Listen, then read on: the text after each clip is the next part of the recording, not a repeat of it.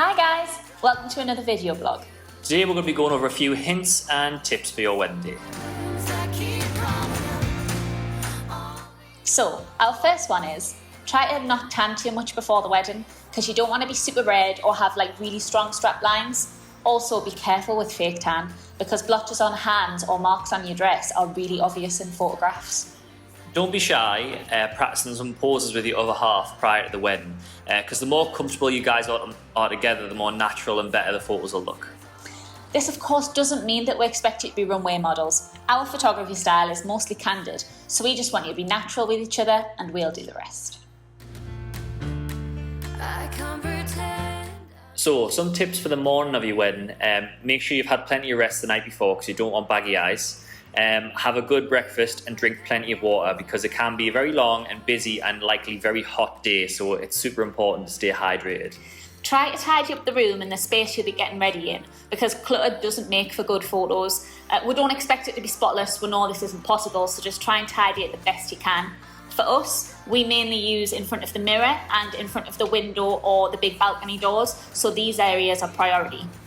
It's a good idea to keep the people in your room also to a minimum, as the more that's going on around you can lead to unnecessary stress, and also it can make the photographs more complicated if we're working in a small space. And finally, this is a tip I learned on my wedding day. Have someone carry a small bag with your things in, so like your perfume, lipstick, tissues, because these are really good for any touch-ups during the day, especially before sunset. For me, it was my mum. The typical Cyprus civil ceremony lasts only around 7 minutes, which is why it's super important to relax and remember to take it all in. It's great for us if when you go to exchange the rings, you can do that nice and slowly, so we'll get a nice shot of the first time that you're putting your ring on as husband and wife, and please allow us to see the ring as you're placing it. Similarly, with your first kiss, don't make it a quick peck, enjoy it, and that'll also make for a beautiful first kiss photo. It's a good idea to ask your guests to minimise phone photos during the day. If you've hired a professional to take photos, then your guests should just try to relax and enjoy the experience. Also, it's much better seeing your guests' faces and their emotions in our photographs rather than just seeing them behind their phones. But of course, we totally understand that families still want to take some photos, and of course that's fine. We just ask that they allow us to get our shot first, then we have no problem stepping back for a moment so they can take their own photo as well.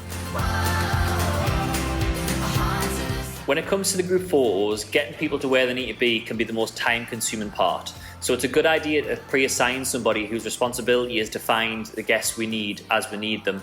The good choices for these are normally the best man or your maid of honour. And sometimes, depending on your venue, the group photos aren't able to be taking place in a shaded area, so keeping your group photo section quite short and efficient is better for yourselves and the guests. You need to plan in around an hour for your sunset or location shoot, as we have to travel to a good spot, and keep in mind that the sun sets at a particular time, so it's the one thing we can't push back. It's also good to make sure that your wedding planner or your venue also knows this needs to be in your timeline so you don't miss it. Make sure you've got a comfortable pair of shoes when we go and do sunset as well, because we're more likely to go to a rocky or a sandy area, and we want you to be comfortable on your wedding day. Organise before the wedding who will be reading the speech and in what order, so everyone is prepared and things run smoothly. And then for your first dance, don't be embarrassed to practice at home before the wedding. No one's expecting a choreographed masterpiece, unless you feel that way inclined, but adding a simple twirl or dip can look amazing in photographs. The best advice we can give you is go slow. Not only will this help you relax and enjoy your day and take in each moment, it'll also lead to better photographs. The hugs, the kisses, the rings, everything, just remember, go slow. But above all, remember to relax. Enjoy your day. That's it for another video blog.